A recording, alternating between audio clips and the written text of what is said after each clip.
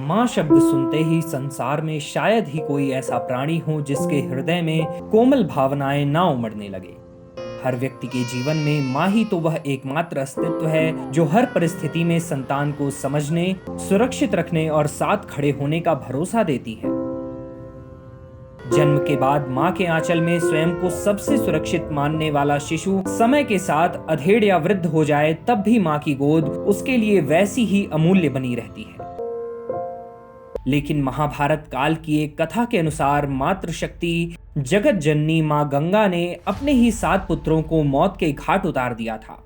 बात अविश्वसनीय लगती है, पर महाभारत में इस कथा का उल्लेख मिलता है। तो फिर आइए जानते हैं इस कथा के बारे में। महाभारत काल में पुत्र की कामना से हस्तिनापुर के राजा शांतनु के पिता प्रतीप गंगा के किनारे तपस्या कर रहे थे। उनके तप, रूप और सौंदर्य पर मोहित होकर गंगा उनकी दाहिनी जंघा पर आकर बैठ गईं और कहने लगी, राजन, मैं आपसे विवाह करना चाहती हूँ। मैं जानु ऋषि की पुत्री गंगा हूँ।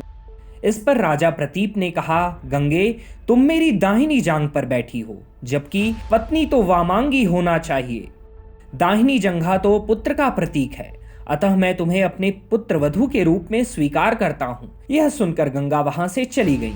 वहीं जब राजा प्रतीप को पुत्र की प्राप्ति हुई तो उन्होंने उसका नाम शांतनु रखा और इसी शांतनु से गंगा का विवाह हुआ। शांतनु ने अपने पिता प्रतीप की आज्ञा से गंगा के पास जाकर उनसे विवाह करने के लिए निवेदन किया। गंगा ने कहा, राजन, मैं आपके साथ विवाह करने के लिए तैयार हूं, लेकिन आपको यह वचन देना होगा कि आप मेरे किसी भी कार्य में हस्तक्षेप नहीं करेंगे। इस पर शांतनु ने वचन देकर गंगा से विवाह कर लिया।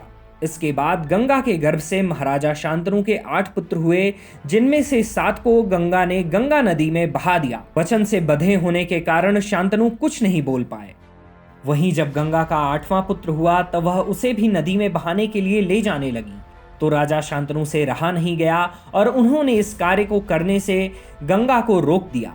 गंगा ने कहा, राजन, आपने अपनी प्रतिज्ञा भंग कर दी है, इसलिए अब मैं आपके पास नहीं रह सकती। इतना कहकर गंगा वहां से अंतर्ध्यान हो गई। महाराजा शांतनु ने अपने उस पुत्र को पाला पोसा और उसका नाम देवव्रत रखा।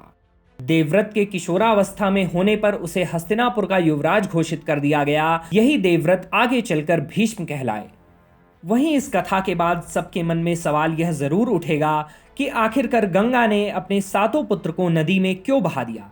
तो आइए जानते हैं इससे जुड़ी एक अलग कथा के बारे में। एक बार देव नामक वसु ने वशिष्ठ ऋषि की कामधेनु का हरण कर लिया। इससे वशिष्ठ ऋषि ने देव से कहा कि ऐसा काम तो मनुष्य करते हैं, इसलिए तुम 8 वसु मनुष्य हो जाओ।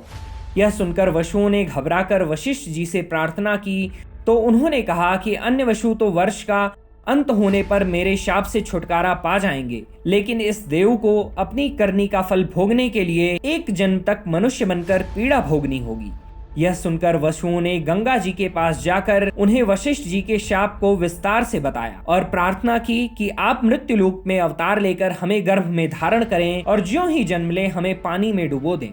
इस तरह हम जल्दी से सभी मुक्त हो जाएंगे। गंगा माता ने उनकी प्रार्थना को स्वीकार कर लिया और वे युक्तिपूर्वक शांतनु राजा की पत्नी बन गई और शांतनु से वचन भी ले लिया। शांतनु से गंगा के गर्भ में पहले जो 7 पुत्र पैदा हुए, उन्हें उत्पन्न होते ही गंगा जी ने पानी में डुबो दिया, जिससे 7 वसु तो मुक्त हो गए, लेकिन 8वें में शांतनु ने गंगा को रोककर इसका कारण जानना चाहा। गंगा जी ने राजा की बात मानकर वसुओं को वशिष्ठ के शाप का सब हाल कह सुनाया। राजा ने उस 8वें पुत्र को डुबोने नहीं दिया और इस वचन भंगता के कारण गंगा 8वें पुत्र को सौंपकर अंतर्ध्यान हो गई। यही बालक देव नामक वसु था। धर्म की अधर्म का प्राणियों में विश्व का